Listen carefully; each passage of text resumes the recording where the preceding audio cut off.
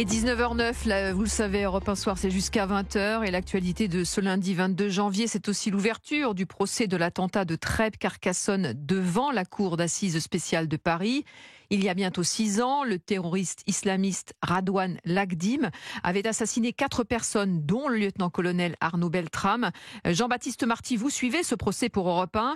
Et dans le box des accusés aujourd'hui, 7 des proches de ce terroriste comparaissaient.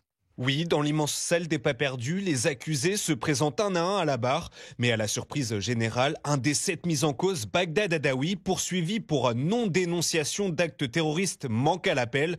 Un scandale pour l'avocat général qui réclame aussitôt un mandat de recherche. La convocation n'est pas une option. Il se présentait comme le meilleur ami de Radouane Lagdim et le soutenait, s'emporte-t-il.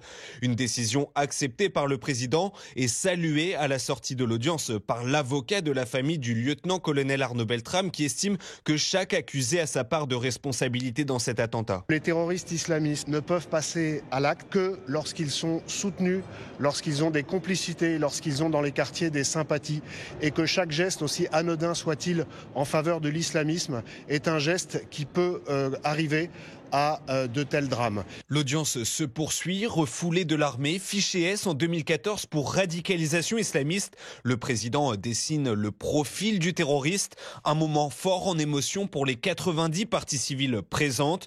L'audience doit reprendre demain avec le témoignage du négociateur du GIGN qui a été en contact avec le terroriste islamiste. Jean-Baptiste Marty aux Assises de Paris pour Europe 1.